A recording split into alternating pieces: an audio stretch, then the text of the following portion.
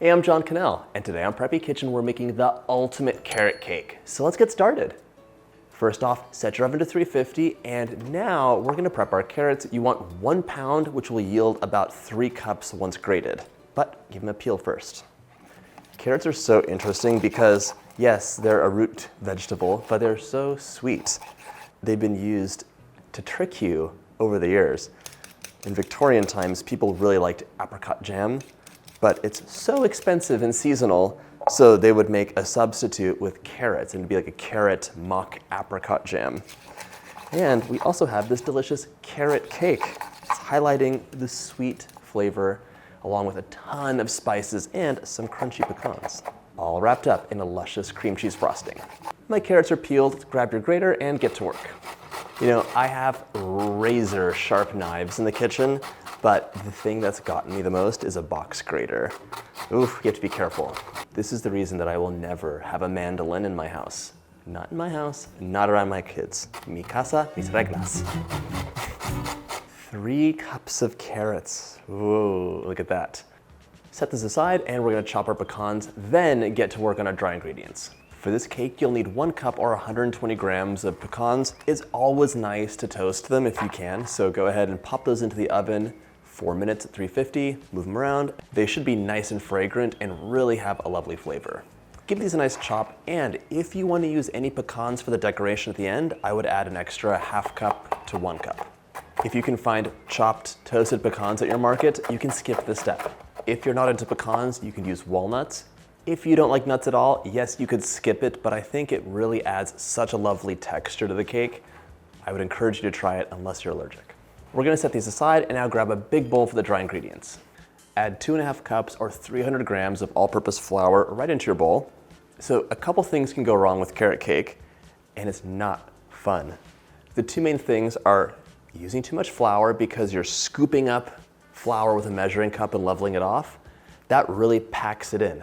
If you're using a measuring cup, the proper way is to fluff your flour in the canister, sprinkle it in gently, and then level it off. Do not pack anything down. It's not like brown sugar. If you do that, your cake's gonna be bready and just bleh.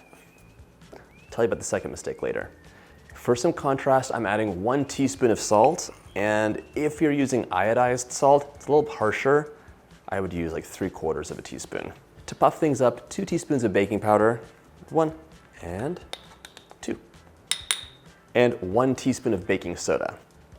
Use your favorite spices here. At the bare minimum, you should have a teaspoon of cinnamon, a nice warming spice, and a ½ teaspoon of nutmeg. You could add any of your favorites though, like cardamom, allspice, cloves. I would do a ½ teaspoon of cardamom, a ½ teaspoon of allspice, 1/4 teaspoon of cloves, maybe an 1/8 of a teaspoon if you're doing, those are powerful. Grab a whisk and a copy of my new book, Preppy Kitchen Super Easy. Whisk it up. It smells so good already. My mom would make carrot cakes on the regular, although at my house they had raisins and pineapple. So more of a tropical carrot cake vibe.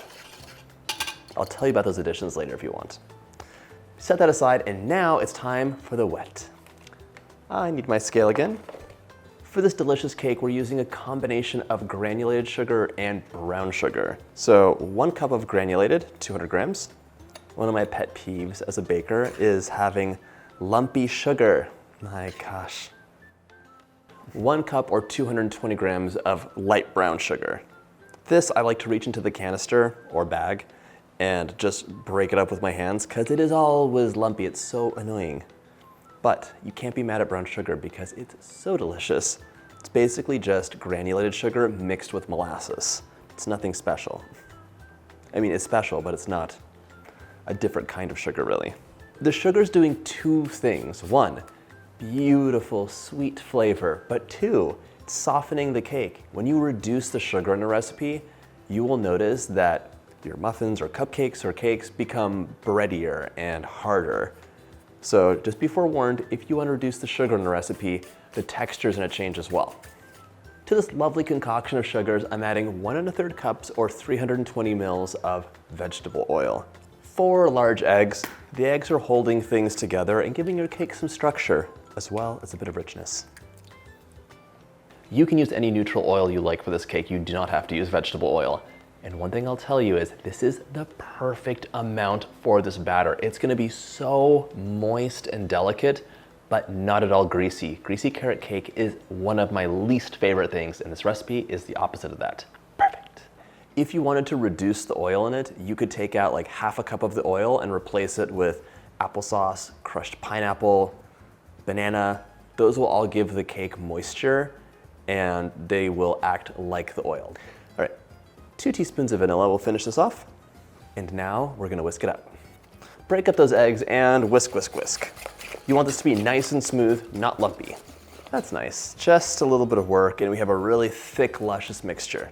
This looks lovely. Now it's time to combine, and this is the crucial moment where things can go wrong, so I wanna give you a couple little extra hints. The wet goes into the dry and you mix it up. It sounds so easy, and yet this is where things go wrong for a lot of people.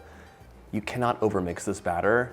You're gonna mix it until it's almost combined. You still see streaks of flour hanging out, you notice them, and you are unbothered because you're gonna continue mixing in the carrots and the pecans. So I'll show you what the mixture should look like, and do not go overboard, and do this by hand. Don't use a mixer because the mixer will overmix it. Want a random carrot fact? Carrots didn't used to be all orange. Orange carrots were a hybrid that was developed and popularized to celebrate William of Orange,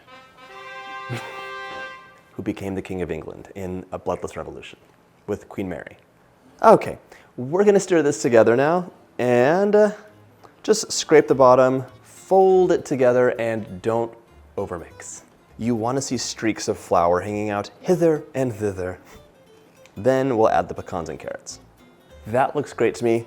Mostly mixed, still tons of streaks, but that's okay because we're gonna add in 1 cup of chopped pecans. I'm gonna give that 1 fold. And we didn't forget about our 1 pound of grated carrots. So nice. This bowl is filled. Fold this together, and you might notice that the batter seems fairly thick. Whenever you have a batter with fruit, be it banana, apples, or carrots, it's gonna be thick because so much water is trapped in here that'll get released during baking. Really hunt and peck at the bottom of your bowl. That's where the flour is gonna hide. Then just as soon as the last pocket of flour is gone, you're ready to grab your 2 9-inch pans. And I would definitely use parchment paper for this. This parchment paper round is your insurance policy that nothing will go wrong. The cake will come out, there will be no cracks, you will be happy, everything's gonna be beautiful and delicious. Thanks. Butter the side or use some baking spray. Pop your parchment paper on, and now we're gonna divide the batter equally. So transfer the batter right into your bowls. It'll self-level out, but you can help the batter along with your spatula and just make sure it reaches the edges and is fairly level. If you have a scale, weighing your cake layers out will ensure they both bake really evenly and they're the same height, which just looks nice when you cut into the cake. My layers are ready to go into the oven, 350 for 30 to 35 minutes or until a skewer inserted in the center comes out clean. In the meantime, we're gonna make a delicious cream cheese frosting. In you go. Our beautiful carrot cake gets completely covered with a luscious cream cheese frosting that's so easy, but you have a choice. My buttercream recipe makes enough to generously frost the cake, but I want an extra 50% so I can do dollops and maybe some decorations on the bottom too. I'm gonna give you the recipe as written, but I'm adding 50% more, so 2 sticks or 1 cup of unsalted butter, 227 grams, plus some extra. Cream your butter on medium speed in your stand mixer fitted with a paddle attachment for about 1 minute. We want it to get nice and creamy and not have any lumps. While that's mixing, make sure your cream cheese is nice and soft. If it's too hard, remove the foil package, put it on a plate, and microwave at 50% power for 20-second bursts until it's soft. Scrape your bowl down. I'll also point out, whenever you make cream cheese frosting, you can get mystery lumps in it if your bowl is ice cold. What happens is, even though your ingredients were properly warmed, the bowl sucks the heat out and hardens the butter or cream cheese that's on the edge. And then as it mixes, you get these cold lumps that just won't mix in. It's not the end of the world, but it's quite annoying for decorating. So feel your bowl, and if it feels ice cold, Either microwave it for 30 seconds or swish some hot water around inside and dump it out. 1 8-ounce block of softened cream cheese, plus my 50%. All right, we're gonna mix this up on medium for about 30 to 45 seconds until it's nice and fluffy and well combined. Everything's nicely mixed up. I'm gonna give one more scrape down, and then it's time to add the powdered sugar in. 4 to 5 cups for the standard recipe, and you're adding this in to taste. The sugar is gonna do 2 things. First, it'll initially soften the cream cheese mixture up so it's super silky to the point of being soupy. As you add the rest of the sugar in, it'll stiffen up. So it's giving a structure and texture to the buttercream. The other thing it's doing is making it nice and sweet, and how sweet you want it depends on you.